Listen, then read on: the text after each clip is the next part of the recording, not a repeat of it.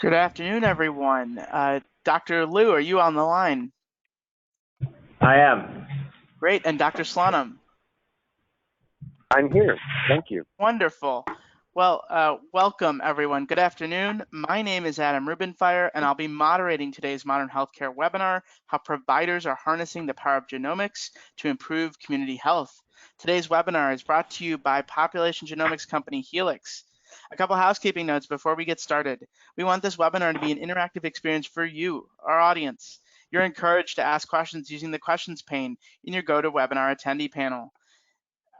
Our speakers will try to address as many of your questions as they have time for. In addition, if you'd like to minimize the attendee panel for a better view of the presentation slides, click the double arrows at the top of the panel. You can also resize the webinar window by grabbing the corner of the screen with your mouse. And I'll just go over today's agenda just quickly. We'll start with learning objectives, what we're going to learn during today's webinar. We'll go over our speakers, introduce Dr. Liu and Dr. Slonim. We will spend the bulk of our presentation today discussing the Healthy Nevada project. And then lastly, we'll do a Q&A with some closing remarks from our panelists.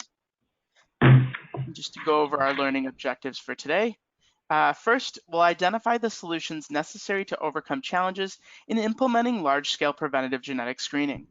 We'll highlight the impact that health, social, and genomic determinants can have on community health, and we'll demonstrate the importance of strategic partnerships, such as the one between Renown IHI and Helix. Now, it's my honor to hand it off to our speakers, Dr. Anthony Slonim and Dr. James Liu. Dr. Slonim, will you please introduce yourself first? Adam, thank you so much for the opportunity to present today, and thanks to everyone for joining us. We hope to share a little bit, as Adam said, about the work that we've been doing here in Nevada and how it may be relevant to the work that you and your health system might be looking forward to. I currently have a role as the president and CEO at Renown Health. I'm also serving as the editor-in-chief of the Physician Leadership Journal and the Physician Leadership Library of the American Association of Physician Leaders. I just recently completed my tenure as the chair of the American Hospital Association's System Council, representing more than 300 integrated health systems across the country to the AHA. And with my partner, Dr. Jimsky, we're responsible for implementing the Renown Institute for Health Innovation, what we refer to as the IHI, to really help our community address not only the social determinants of health, but also the genetic and environmental determinants of health as well. Next slide, please.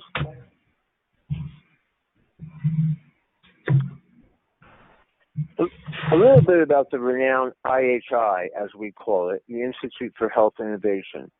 Renown Health is a locally governed, locally owned, not-for-profit healthcare network with 3 acute care hospitals and approximately 1,000 beds.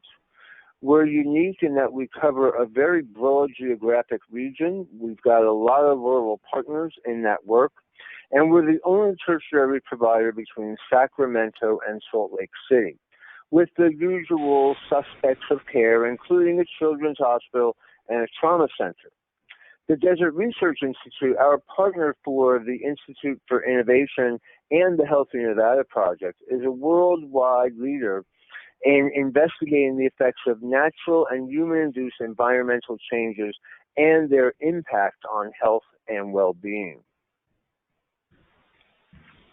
The IHI came together as a partnership between these 2 organizations. Dr. Liu, would you like to introduce yourself? Sure. Thank you, Adam and Modern Healthcare, for having us, and thank you, Dr. Slonim, for joining us on this webinar today. My name is James Liu. I'm one of the founders of Helix and the Chief Scientific Officer. I am responsible for the scientific and clinical capabilities that allow us to deliver population genetics programs at scale. But I think more relevant to some of this conversation today, much of our work today is focused on translational research for the learning health system, both on the research side as well as the clinical side, that allows us to maximize the utility of genomic information in the care of patients and achieving the kind of clinical outcomes that we all kind of hope for. And maybe just a little bit about Helix and what we're focused on here. our orientation has always been that in the healthcare system, there is likely only one data set that actually doesn't change with the patient's lifetime, and that actually is the genetics they inherit from their parents. So our view is that if you can capture the data of sufficient quality and store that data over time, that provides a massive opportunity to leverage this data to improve the patient's health as well as the population level health outcomes for the entire community. And so we're very focused on enabling genomics to be a major source of improved clinical outcomes and cost outcomes of the healthcare system, but also enabling the patient to benefit personally from those data through their own recreational use, as well as participation in large-scale research studies like the Health in Nevada project. So we're excited to be here today and share a little bit what we're doing and to walk through this case study.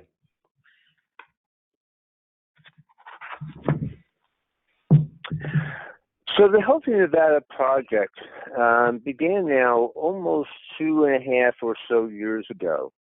And as a health system joining together with the Desert Research Institute, we had some important goals that we were attempting to achieve with the work on the project. Our day job is to make sure that we're serving the needs of our community, and the way that we've tried to address those needs are in terms of health and health care. From a health care perspective, the work that we do for people when they're sick and injured, that's our day job. People count on us if they get pneumonia or chest pain or get in a car wreck during the course of their day. But advancing that to a health conversation, or what we do to help keep people well from a mind, body, and spirit perspective, was a really important part of our strategic planning efforts. And so improving people's health was an important first goal, and that's why the Health in Nevada project came to be. We realized as a secondary goal that in terms of serving the community, we really wanted to advance population health. And what we know is that everyone in the country, since the signing of the Affordable Care Act, is moving in this conversation from volume to value. And we wanted to make sure that we were advancing that population health approach, putting ourselves at risk for both quality and financial outcomes at the level of our community. And we felt that if we were going to be able to do that, we needed to not only focus on the clinical care, but also, as so many of you know, the social determinants of health, the environmental determinants of health, and the genetic determinants of health. And so the approach that we used was to take our electronic medical record data, share it with the Desert Research Institute, who integrated it into the SAS platform for research, aligned it with some of the environmental data that they have from Desert Research Institute, and in a partnership with the state of Nevada, obtained the publicly available data sets like birth and death registries, socioeconomic status at the zip code level, and some other things, and integrated it into a large data warehouse. The idea was, what if we could give people information at the local level, give people personal information about the way in which these determinants were impacting their health and well-being? Might we be able to not only determine at the macro level how we could help our community, but at the micro level how we could help individuals and families to live healthier and with a better state of well-being? And so you see here on the slide the three goals of improving clinical care, driving people's engagement, and making sure that we were accelerating research at the level of the community. And one of the challenges we often have, and I hear a lot from clinicians and doctors, is, wow, people know what affects their health, but we don't engage them in a conversation to be responsible for a change in their behavior to actually improve their health. And so one of the sub-goals in driving patient engagement was, how do we engage consumers in being responsible for managing their health and well-being? And so our efforts have in total been focused on the consumer, people, not patients, as we've moved forward. And that is a little bit about what differentiates the Healthy Nevada project from other genetics programs going on around the country, which are focused more on patients and clinical care.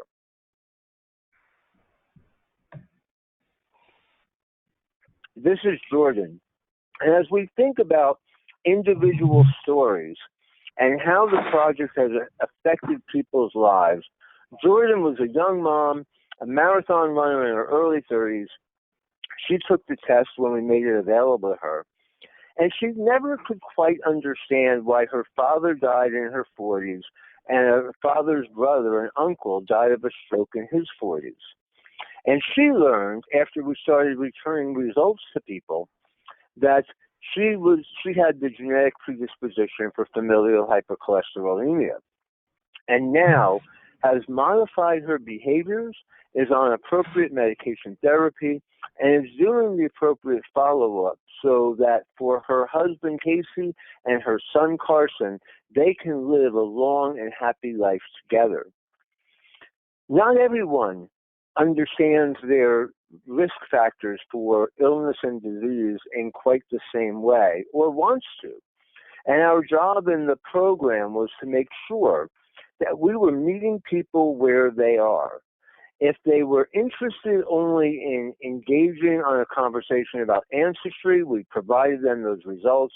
And if they had a question about their health or the health of their family, we would engage them at that other end of the continuum.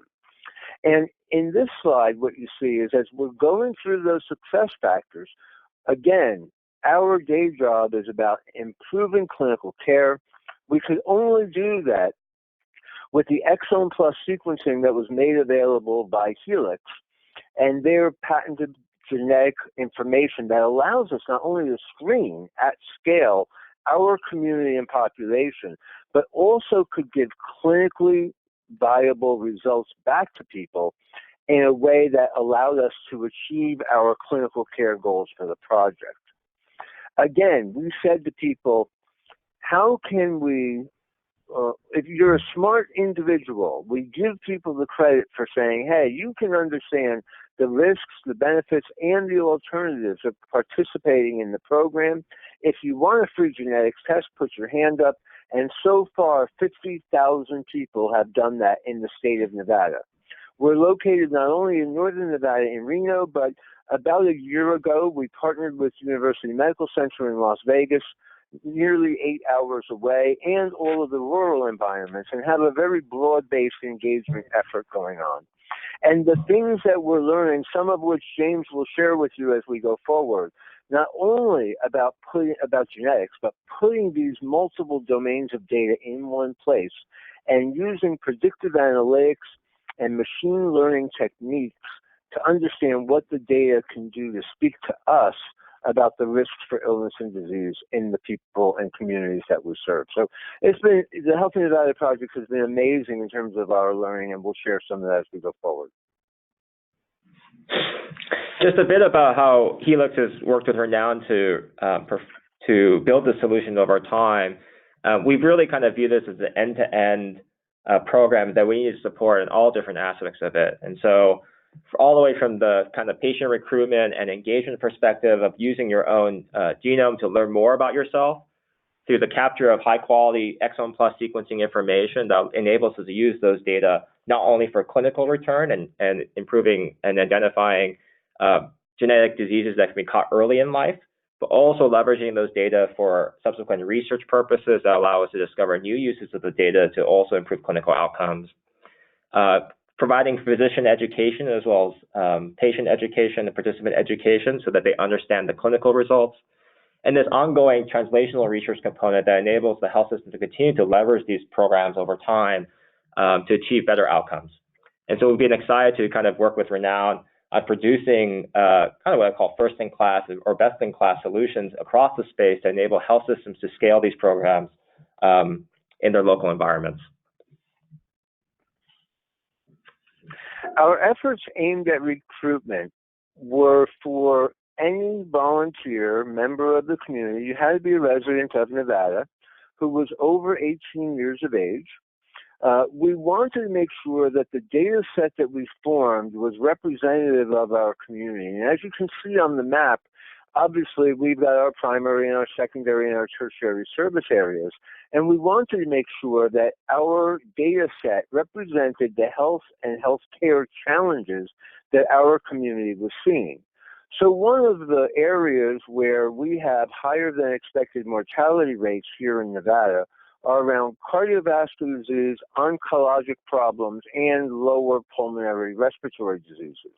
And so we wanted to make sure that we were doing recruitment that not only represented the clinical patterns of illness and disease, but were also demographically aligned with the elements of our community. So we have a number of people that we recruited from Native American tribes. We have reached out to our 30 rural communities to do community-based health fairs so that we could engage the rurals and those people we serve in those communities. We've made sure that our minority and our ethnicity is highly variable so that we can mirror that of our population. And our recruitment on an ongoing basis, we make sure that the data set mirrors the demographic characteristics in terms of racial and ethnic variability as well as socioeconomic status so that we're achieving a real representation in the data set of what our community looks like. I think Tony had mentioned this before, but we wanted to just reemphasize it again. The program's focus is really about meeting participants and patients where they are. And so a core component of that is providing them personal access to their data as well as understandable results for them, both on the recreational side as well as on the clinical side. And so a core component of our design of this program is to provide really engaging experiences as well as personal ownership of your data so those data can be portable and useful for you throughout the course of your life. And so here are just some of the screenshots from some of the interactions and programs that are available to participants. But the key component about this is really providing this level of content at an educational and written level that everyone can access, as well as making sure that there's clear points of actionability for them to follow through it, particularly if they're clinically relevant results here. And I think that a key component that allows us to achieve some of the community consent and engagement statistics that we've seen. And so Tony will go through some of that right now. One of the things that we've tried to do as we engage with our community more directly, so we've done the program and the Health in Nevada project in a series of steps. Initially, we made this available to the community in a big launch with the governor as a speaker, our former governor, and in 48 hours, we had 5,000 people sign up. The response was so robust that we opened it up to another 5,000 people, and in 72 hours filled all of those spots, and we then collected the specimens over the course of the next 90 days. In phase 2, we actually were a little bit skeptical about whether or not we could do it again, and opened up again and filled those spots again, collecting another 25,000 or so specimens over the course of the ensuing 3 to 4 months. And there's lots of learning here, that we'll get into in the question and answer period. But most of the people, very few, less than 1%, and it's actually much smaller than that, less than 0.5% of people do not consent to participate in the program because they're worried about things like confidentiality of their data or other important things that rise to the top of our minds for many of us. Very few people opt out because of those reasons. The majority of people consent to be recontacted for future studies, including clinical trials. The majority of people want to know if we find something wrong, either today or with results that we may return to people in the future. And the majority of people have actually gone through and redeemed their what we call their recreational results about ancestry. One of the biggest learnings about this community consent and engagement perspective on the broader issues of healthcare delivery is that maybe we've been too paternalistic in healthcare. The majority of healthcare is delivered through a physician's prescription. And what would happen? We know about all of the shortages and maldistributions of physicians around the nation. What would happen if we could design the system better or differently and just allow people who were really smart and interested as people and preventing themselves from being patients, would they take advantage of things? And so if you take away the financial barrier, you help people understand what the risks and benefits are. We've had a large number of people, 50,000 people have signed up and said, yes, sign me up. Let me see what I can learn about my own health. And the insights from that about how we may go about further engaging consumers and the community is really important for us here at Renown.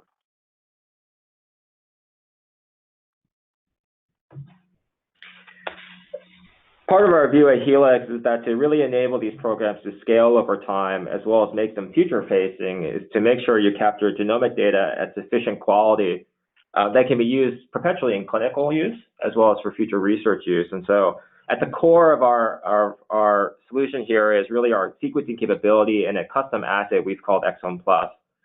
And really, what we've done here is build something completely proprietary and custom to enable us to sequence all 20,000 genes, as well as a couple other 100,000 additional regions in the genome at high enough quality that they can use again and again throughout that patient's life. And that's been a core component of our capabilities here. And as we move forward, a lot of that allows us to use it in kind of core preventative applications to be returned to patients like we did through this program. You know, as you're engaging in a conversation about medical findings and clinical care, as Dr. James Liu said, you can't compromise on the science behind this. We have to rely on our partners at Helix to provide us first-class genomic sequencing, and that's what our partnership is all about, making sure that when we get a result back, we can count on it as being real and can help the participants understand what it is that they should do. But there's no second chances on making sure that the sequencing is of first rate and the highest caliber. And so as we're thinking about actionable medical findings, we are among a select group of people that have returned results. And there's a lot of controversy going on right now, lots of discussion nationwide about should you be returning results. And the fact that if you return results today, we might learn things about the sequencing efforts 5 years from now that will tend to enhance what that result profile might look like. And we're certainly keeping pace on those conversations, but we felt it was necessary to return results to participants, and that was one of the big incentives for them to participate. And so the slide shows you the breakdown of patients with actionable medical findings in what we call our Tier 1 results. It turns out that 1 in 80 participants had actionable medical findings in these 3 conditions: hereditary breast and ovarian cancer related to the BRCA gene, familial hypercholesterolemia, and Lynch syndrome, a precursor to colon cancer, were the 3 sets of results that we returned to participants so far, about 400 or 500 people in our community, and have given them the evidence-based algorithms to follow to make sure they got appropriate screening and executed effectively on appropriate prevention techniques. Now, certainly not everyone is providing results back to patients. Lots of genetic programs going on across the country. We felt it was part of our leadership obligation to return results, and we've assured that we've got the confidentiality. We wanted to make sure we were not being reckless, but engaging people. And again, people are engaged, not patients. So we leave it up to the participant to decide if they want to bring these results to their physician and include that in their medical record. A very different approach than many places have taken. 90%, one of the most important findings we have actually nothing to do with the results themselves. It's got to do with how, on average, people don't follow the evidence-based guidelines for genetic testing. Many people didn't meet guidelines but had actually actionable results. That's important because there are so many things. Our primary care providers have such a difficult job in making sure that they're engaging with people around the fundamentals of clinical chronic conditions that they're dealing with, their social situation, their mental health, that adding another component like genetics is difficult for people to make sure, and we've got to make it easier to allow the screening to occur in clinical practice. Because what we know is that we're not meeting sufficient screening, even for people that meet the criteria for screening. We're not doing a good enough job clinically, and we have to change that. Much of the discussion around population level screening using genetics has been focused on questions of incidence rates, focused on the question of whether or not we would have caught them otherwise. And then the third one is, would these patients have actually shown up with disease? And I think what we're finding in the study now is that as discussed earlier, the incidence rates are 1 in 80. 90% of these individuals would not have otherwise qualified for genetic testing. And more recently in preprint results, but soon to be published results, we've been examining the disease progression of these patients and whether or not they show progression much greater than the normal population. And as we show in this graph here, as we look through these tier 1 conditions, we really find actually about a 30-year acceleration of relevant disease. So that means they have a 30-year acceleration of either cardiovascular outcomes or oncological outcomes, really where you see an acceleration of disease occurring kind of after the age of 40 and greatly before the age of 65. And so I think the notable thing here is that this is a population that likely would benefit from early detection and ability to kind of move the trajectory of disease to and prevent disease. But what we're finding is because average risk screening programs typically start later in life, many of these patients are actually not caught until disease progressed to such a state that they show up in the clinic as very sick patients.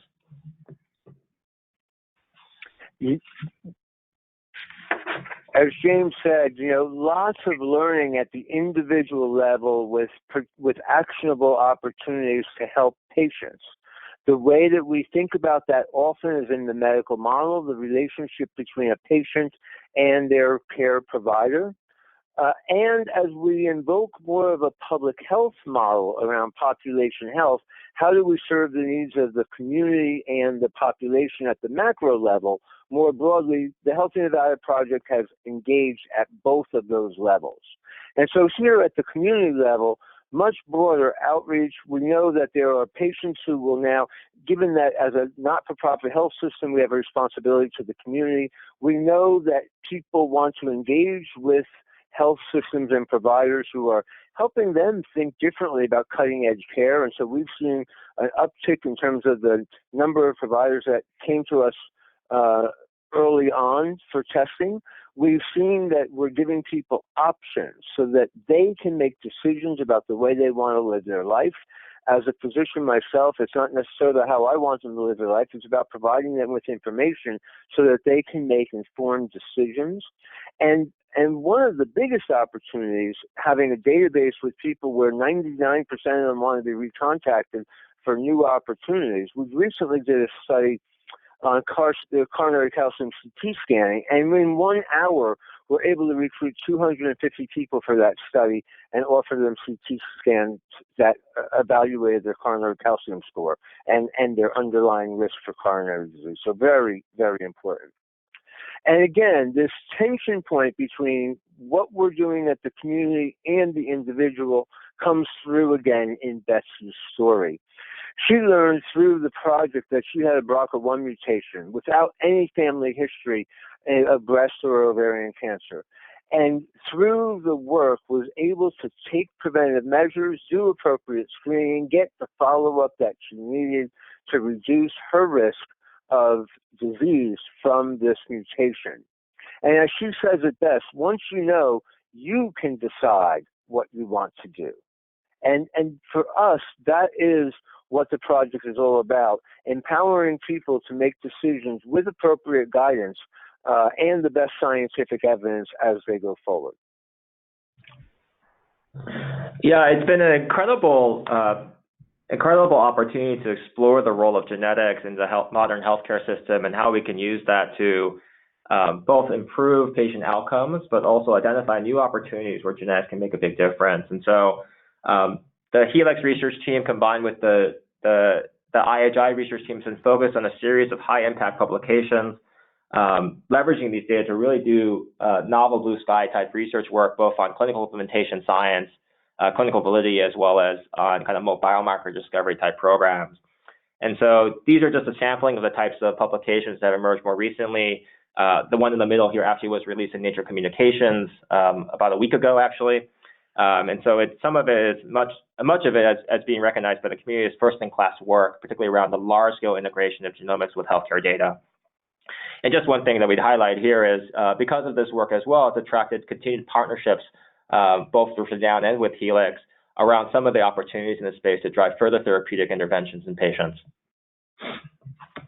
So as we think through the value proposition of these large-scale population initiatives at the health system level, we do think it offers incredible opportunities around delivering cost-efficient and effective clinical care, where early identification and prevention of primary disease can really change the lives of individual patients, but also improve the economics of taking care of these patients at the health system level. And so we do think that is a major opportunity that we're finding as part of the program. The second one is really, I think it does highlight the status of Renown in particular as a leader in this space to drive further precision population health. And so we're thinking much more about how that value proposition cascades through the community as well as the patient population and allows those patients to be more engaged and engaged with their providers as well as their community. And lastly, as we kind of discussed a little bit on the research side, the opportunity here is incredibly blue sky. And so we've been very excited about the ability to really impact knowledge in this space and increasingly partner with other industry partners in this space to drive further research that we think will really improve patients' lives down the road. So what's next for us? Well, we continue to expand our enrollment. Our goal is to reach 250,000 participants across the state. We're currently at 50,000. We're growing and making sure that we've got appropriate partners in the recruitment efforts. I've already mentioned about our partner in Las Vegas as we continue to expand the diversity of the database and the enrollment down in the southern part of our state. We're planning to expand the results, the return of results for other conditions as we move forward. And we're also planning on doing cascade screening for family members, specifically children down to the age of 13, for some of these high-risk conditions. As James mentioned, high-profile publications are in our future, and we've got a partner who's funded us for the recruitment of 45,000 people to help to better understand non-alcoholic fatty liver disease, the comorbid endpoint for obesity. And we know what an epidemic obesity is in the country, and so studying the liver's effects of obesity is one of the things. And so we're recruiting in 3 cohorts up to 45,000 people there. And I think probably the most important thing that we could do as we continue to advance not only the patient level but the community level interventions is how do we help share our learning more broadly with people who have recently come to understand just how these data can be used so that you don't make the same mistakes we did. For us, the real value downstream will be that we learn together because, as James mentioned, the large scale of the data sets gives us information, particularly about rare and obscure diseases that you can only get to if you have broad scale and enrollment. So I would love a day where we could, in a de-identified way, share information about genetics across the country and put our best scientific minds to bear to find solution sets for some of these conditions. And with that, thank you again on behalf of James and I, and we'll turn it back to Adam for questions and answers. Well, wonderful. Thank you to the both of you for such a phenomenal presentation. It's the second time I've heard about the Healthy Nevada project that I've heard a presentation, and I'm just as interested the second time around. It's fascinating. We'll now move into the Q&A. Audience, if you have questions, continue to submit them. Our speakers will answer as many as they have time for. Now, Tony and James, we're getting a lot of questions around implementation, because of course there's a lot of science behind this genetic testing. But at the end of the day, we have to be able to engage folks and really in order to get that sample that we need. We've got a question around how do you close the loop with patients, with their providers? If a participant has actionable results, how do you ensure that they are following up and taking action on these results? Tony, can we start with you? And then James, I'd love to hear from you after that. Absolutely, Adam. And it's a great question. I want to go back to how our approach is different than many approaches. Again, we did not engage patients. We engaged people. Subtle but very important difference. We're not engaging patients who have an illness or condition, but research participants. Whether they talk about, so if someone comes up with a positive finding, we've engaged with a partner, GEO Medical, who provides the genetic counseling for that individual, lets them know the risks and benefits, but to the quote-unquote closing of the loop is up to the participant. We give them a result. Some people have decided that they do not want this in their medical record. While there are federal regulations about protecting genetic predispositions to disease and illness, some people do not want this in their medical record for insurance purposes or other purposes.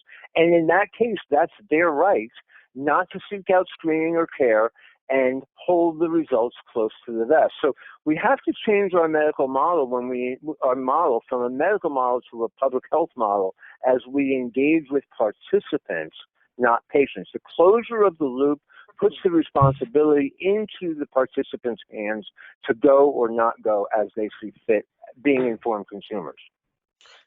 Fantastic. James, anything to add? Yeah, I was going to add a little bit here. I think in our experience, it's the ability to close the loop is to some extent customized by the individual health system and what they're trying to accomplish and in the program. And so some of these programs will require, and we do this, direct integration with the medical records for return of those results directly to providers if desired in those provider channels. We also, I think, particularly on the research side, have the capability as we look at the medical record data and the genomic data to follow patients through their trajectory in the healthcare system, to look at outcomes, and in particular, compliance with clinical guidelines for best treatment. And what we do find, particularly around diseases like familial hypercholesterolemia, where there are very, very clear guidelines for institution of things like statin interventions, is that we are able to intervene and essentially drive these individuals to population level risk over time. And so I think it is a key component that early identification allows us to intervene in patients and really improve their clinical outcome in a way. And that was very similar to what happened to Jordan here, as an individual participant in the program who received results, who was then able to engage with the provider, Renown Health, and then get the appropriate treatment to make sure that she and her family are appropriately treated as part of the program. Fantastic. We're getting a lot of really interesting questions, some very specific. So audience, keep sending them in and we'll keep taking note. Tony, we're getting asked about telehealth. Has that factored into the Healthy Nevada project, into kind of how you follow up on results or take action on results in any way? We're providing the genetic counseling via telehealth, but we've actually sent teams out to the rural environments to do the recruitment. All of our consent processes are online, but we like to have the person there. Your genetics is such a very personal issue. We put a lot of upfront energy into making sure that we actually have the person we think we have in front of us and the control of the specimen, because it represents your DNA and the potential risk for illness and disease. We've got to make sure that we've got that kind of locked down. And so we've been very careful about this. And it's not that we're not interested in pushing the envelope. This is a place where we felt we need to be conservative. While we can make some portions of the process electronic, the specimen acquisition piece is in person. Got it. It's interesting. You mentioned that the genetic counseling is over telehealth. Another question we got to is around the fact that there is a national shortage of genetic counselors. Is telehealth how you ensure that patients are getting that support, how you bridge the gap of what we find how you resolve that gap, that shortage of genetic counselors? Well, and James may have some more insights on this. The things that I know, so we've used GEO Medical for our genetic counseling results. I know that Geisinger has had some great results using attempting to kind of work with a bot in terms of the kind of upfront. Yeah, it's fascinating work they've done to push the envelope on this.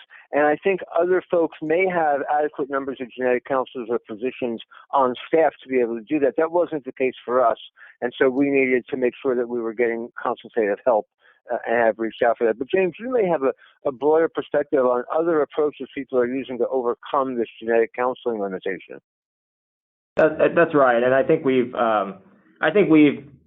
operate somewhat from first principles, which is the goal is that the participant is able to act appropriately and get the care they need. And so part of that solution is genetic counseling, and that can be done in the traditional healthcare setting with genetic counselors employed by the healthcare system, or used in kind of what I would consider a telehealth model like GMI.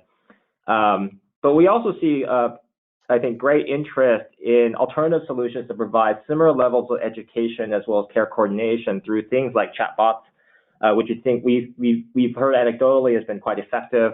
We also find the role of other advanced practitioners to be viable, particularly in the screening cases where what you're really trying to do is drive them towards guideline-based follow-up. And so for things like BRCA1, BRCA2 mutations, and Lynch syndrome, there's very clear guidelines from NCCN about the appropriate actions, and some of that is about making sure that those integrations occur at the health record side for things like order sets so that people know exactly what they're supposed to do without having to involve maybe another third party. Great. And so we're getting some fairly specific questions about genetics that I think I'll go to James first. We're being asked, when Helix reports results, are you reporting CNVs? Yeah, so this is a great kind of genetic analytical question. And maybe just the preface on it is that, copy number variation is estimated to contribute to about 10% of the causes of pathogenic mutations in these tier 1 conditions. And so Helix does report copy number variation because we believe it is essential as one of the core kind of variant types that need to be examined in these conditions. Great. And then we're also being asked what type of PGX results are being returned. And of course, if you could make sure to explain that for our audience as well, just in case we have some folks who aren't as familiar. Sure. So pharmacogenetics is the interaction of gene variants that alter the metabolism of certain drugs.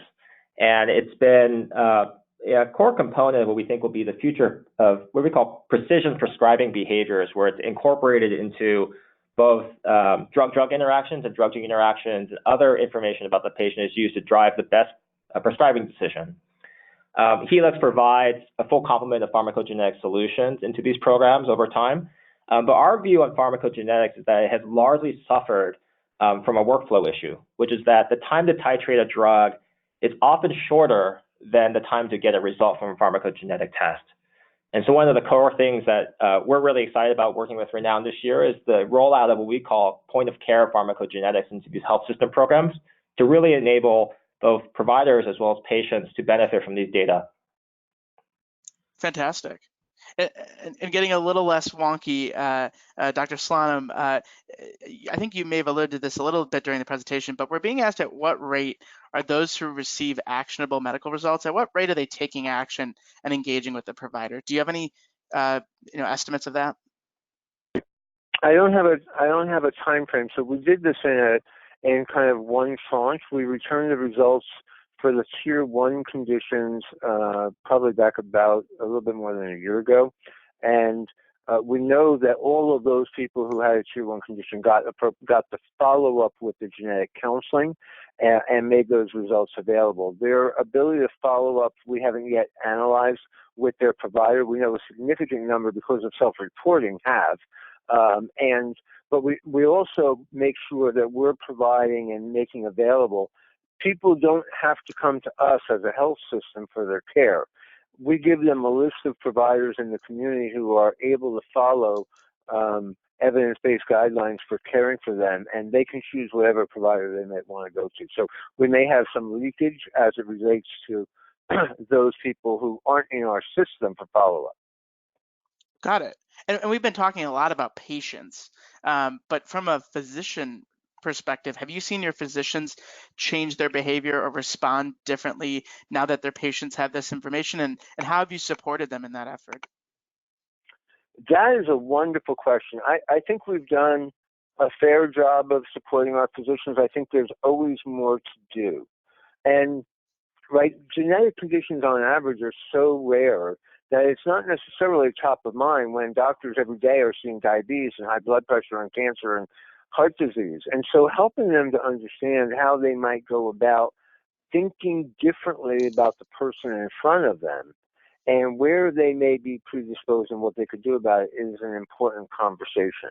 And so what we've found is we need to be really concrete in terms of helping them figure out what the algorithm needs to look like and putting prompts in the medical record so that they can sign off on them in an easy and facile way. And again, I think if I were to grade us, I think we've done a fair job. I don't think we've done a great job. And we continue to work on the physician engagement, not only because we believe it's important that the physicians help us in recruitment, but also that they understand what to do should a patient come to them for advice or counsel. Mm-hmm. Well, and the hope is obvious, is you're sharing your story on this webinar, and it's our hope that folks at home who who may be going through or beginning their genomic journey, at their own health systems, may be able to learn from some of those lessons and work with their physicians. Dr. Liu, our next question we have from one of our audience members. With genes being a key to the disease being present or likely to be present, is it fair to assume that all of these diseases that are found must be treated for the remainder of the patient's lifetime, as their genetics will always make them susceptible to the disease? Is that a fair assumption, that it'll be a lifetime treatment for most of these diseases? It's a great question, and maybe I would actually reframe the question slightly differently. And Sure. Maybe it's the way I would consider, and frankly, our approach here is there's a difference between genes that have been associated with disease where they're diagnostic cases, so patients already sick and we're sequencing them to identify the molecular cause, and our program here, which is a population level screen where patients are ostensibly healthy. And so we've deliberately taken a more conservative approach, we call it kind of the tier 1 genomic conditions, is because we have fair confidence that the penetrance of these genes in these diseases is well established and there are clear clinical guidelines for follow-up. And so our suggestion here, and I think it's unique somewhat to our ability to partner on this with Renown, is that because of our assay, we can capture all the gene information up front. We actually have decided to only report on 9 genes in this original study. We have the capability of then expanding that list as we feel further confident about the implications of that and making sure that the participants get the right experience. And so we can go from 10 to 50 over time and expanding from that to things like pharmacogenetics or polygenic risk scores. But we can take a step-by-step approach without having to run new chemistry every time. And so I think it is very much in our nature to, one, make sure the data is all captured in high quality, but that we take the right implementation approach so that we do the right thing for participants, patients, and the community. Great. Dr. Slonim, anything to add to that? No, James did a nice job covering that. Fantastic. And another question we got is, are there any plans to include, and I think you may have mentioned this, but polygenic risk score results, Dr. Liu? It's a discussion point we've continued to have about the right time to think about polygenic integration with what I would actually consider as more of a comprehensive risk assessment. Mm-hmm. So when you think about a patient who has clinical risk for, say, coronary disease or diabetes, for breast and ovarian cancer, it's often a component of both monogenic causes like BRCA1 and BRCA2 and polygenic causes, as alluded to in the question. There are other things that are not probably captured there, just as core family history. And so when we think about risk assessment, we want to make sure that we think about this in a comprehensive fashion of genetics plus environmental. And how we roll those out, I think, does matter because you don't want your false positive and false negative rates to be too high. So we're being systematic, but from a technical capability, there's no reason why we couldn't do it. Great. And Dr. Slonim, I think Dr. Liu brings up a really interesting point of the genetics are just part of the conversation, right? It's only one part of the picture for many conditions. How do you think about comprehensive risk assessment, bringing together this genetic information with environment as well? Yeah, Adam, that is a great question, and James and I are aligned on this issue. There are many contributors to illness and disease. One may be your genetics, but as we know, where you live and your zip code may have more of an impact than your genetics. And as a part of your zip code, it's not only the social determinants and your exposures to crime and poverty and food insecurity and perhaps isolation and housing insecurity, but it's also the environment. What are the air and water particulate matter that you've got? And I know here in our community, that's a big problem where lower respiratory disease is problematic because our community sits kind of like a soup bowl. There's a bottom, and when the weather pattern comes in over the mountains, it just sits there for days. And how we take account for each of these individual determinants and, if you will, create an algorithm for their independent and combined contributions to illness is an important assessment tool. As a physician, we're all trained to think about broad assessments based on the history and physical, laboratory, and diagnostic materials. I think we're learning our assessments need to be more comprehensive and include social, genetic, and environmental determinants as well. Dr. Liu, anything to add on that point? No, I think Tony covered it great. Fantastic.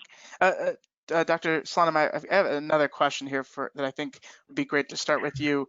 This audience member is asking if patients have been satisfied with the process and or their results, and if anybody is asked to redo their test. Is that something that's occurred in your experience?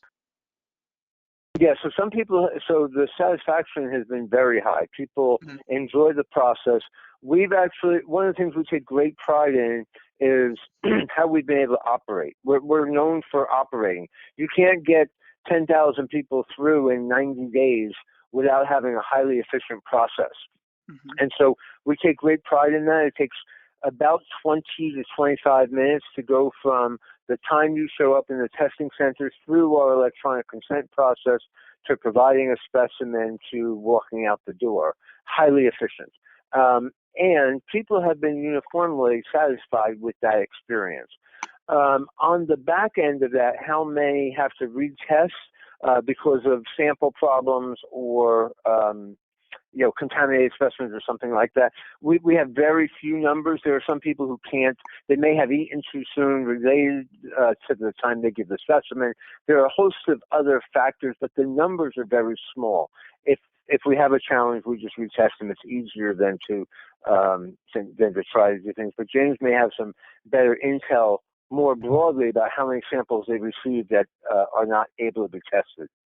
And James, before you answer, there was a little, just to add on to that, there was some question also around what are the data analysis methods and how that may play into that. So I just wanted to add that in as well. Sure. Tony will be very proud of this. I think the Renown Health Nevada project, from a quality of saliva specimen perspective, is incredibly high relative to all the other populations we work with. So I think it's a testament actually to the instruction and education provided through the enrollment experience.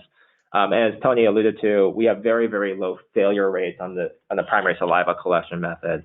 So it ends up being kind of in the very, very low, maybe sub 1% range of people who have, a saliva issue or not enough DNA in their saliva, which is I think basically reflects that the amount of DNA that actually can be provided through saliva methods. Sure. From an analysis pipeline perspective, everything we do at Helix is clinical only. We don't run research grade sequencing at all. Everything is through a clinical pipeline, clinical grade sequencing with the appropriate CLIA/CAP controls. And so we've been doing that since day one, and that continues to be our modus operandi across the board. If there are specific questions about technical performance for both what we call small variants like SNPs and indels and copy number variation, pharmacogenetics, et cetera, all those things are available on the Helix website. Fantastic. And Dr. Slonim, I know you've mentioned Geisinger, and I know that you really are talking to lots of your colleagues about genomic testing. So the other question from the audience that we have is, are there other states or regions outside of Nevada where genomics are being used in a similar fashion to help improve community health? And the answer, if I'm not mistaken, is a resounding yes. Yes. Yes, even since the beginning of this year, 2020, we've seen a whole bunch of people announce that they're doing genetic sequencing. And again, each program is a little bit different, and the differentiator about whether you're enrolling patients, which is an important thing at the individual level, or people, as we like to talk about, at the community health level, they're very different. If you enroll patients, you may not get the kinds of insights at the macro level that we've been striving for our community, even if you test a fair amount of people. And so you see a number of folks who are coming online, testing, big announcements about 10,000 people. That's the first aliquot about where we've started. We've now gotten to a point where we've got 50,000 people statewide going through it, not even in communities that we don't serve. We don't have delivery mechanisms in Las Vegas, but nonetheless, we've tested 10,000 people almost in Las Vegas. And so thinking together about what you're trying to achieve, I think, is important. But we know that Advent Health, another Helix partner, has moved forward recently. We know the great work that's been going on at Geisinger for a number of years. We know the Mayo Clinic, another Helix partner, has just announced. So lots of work going on to really advance this work, and gets to my point about I wish we could do more learning together on this topic than 10, 12, 20 people trying to go out, organizations trying to go out and do it each individually and making the same mistakes that we've all made. We should be doing a better job learning from each other in healthcare. Sure. Fantastic. Another interesting question, Dr. Liu, I'll pose this to you, and then I have a feeling Dr. Slonim will have a strong opinion on this question. There's a question from an audience member. Is there a fear that genetic testing could lead to an overuse of healthcare services? So that's a great question, and I think it reflects in our response to that, and the way we've kind of instituted these programs is to be very systematic in our approaches to make sure that the value and the benefits outweigh any costs. And so much like our approach on the tier one to focus on these core conditions is that we know that the benefits from a guidelines perspective they have already stated that, if you have a BRCA mutation or if you have a LINS mutation, we have a very clear idea of how the clinical benefit kind of cascades through.